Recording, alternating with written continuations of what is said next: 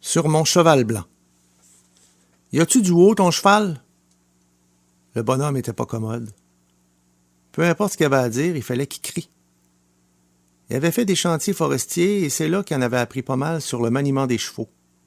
Pour lui, un cheval qui avait du haut, c'est un cheval qui restait en place tant et aussi longtemps que tu lui avais pas ordonné de bouger. Combien de fois il y en a qui se sont mis à sacrer parce que leur cheval avait échappé? Genre que t'es dans le bois, que t'as abattu ton arbre, puis que tu t'apprêtes à arrimer ton billot, puis là tu te rends compte que le beau prince a décollé et qu'il est rentré à l'écurie à l'âge. En tout cas, s'il n'y a pas de haut, ce sera pas long qu'il va en avoir. De nos jours, donner une bonne claque à un cheval pour obtenir quelque chose de lui, ça se fait moins qu'avant. Mais le bonhomme avait ses propres méthodes et aussi ses propres idées sur bien des choses, à part le domptage des chevaux. Sur le rôle des femmes, sur la façon d'élever les enfants, sur l'art de se protéger des étrangers. Ceci dit, il avait fini par acheter le beau percheron gris pommelé, et aussitôt après, il s'était décidé à sortir son bois. Une fois au fond de sa terre, il avait abattu un gros sapin et avait volontairement laissé son cheval à lui-même les cordeaux enroulés sur les pommeaux.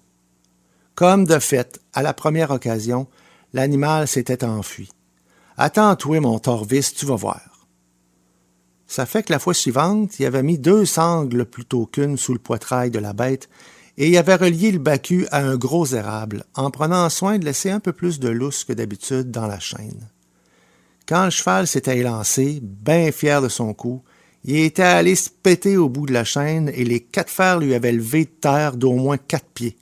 Il était retombé avec les pattes en dessous de lui et il était resté immobile, couché en vache pendant 15 bonnes minutes. Je pense qu'il avait réfléchi à son affaire.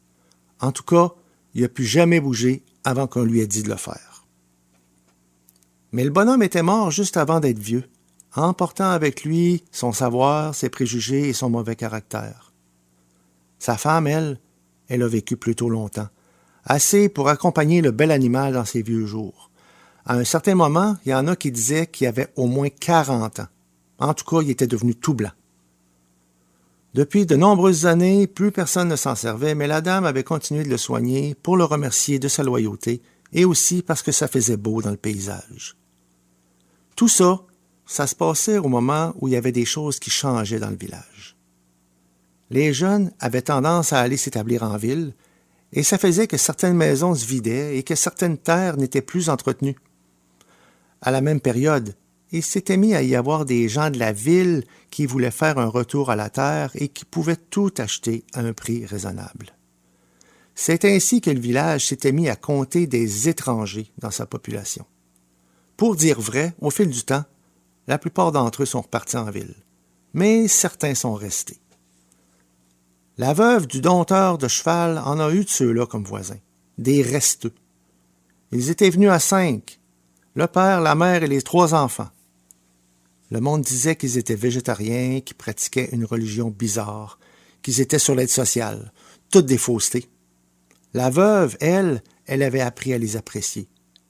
Comme elle vivait seule, elle trouvait souvent plus simple de leur demander à eux des petits services plutôt que d'essayer de rejoindre ses propres enfants qui vivaient à l'autre bout du monde. Puis, un bon matin, pas mal de bonheur, la vieille dame a téléphoné à son étranger de voisin. Il a eu toutes les misères du monde à comprendre ce qu'elle lui racontait parce qu'elle était en larmes. Il avait fini par comprendre qu'au moment d'aller soigner son vieux cheval, la veille au soir, elle s'était rendue compte qu'il allait pas bien. Et ce matin, elle l'avait trouvé étendu sur le côté, gémissant, respirant avec difficulté. Le vétérinaire l'avait prévenu que ça allait arriver. Et on en était là. Malgré la confusion dans le discours de la dame, le jeune voisin avait compris ce qu'elle attendait de lui. Elle voulait qu'il aille abattre son cheval pour qu'il cesse de souffrir. Le petit gars de la ville n'était pas gros dans ses culottes.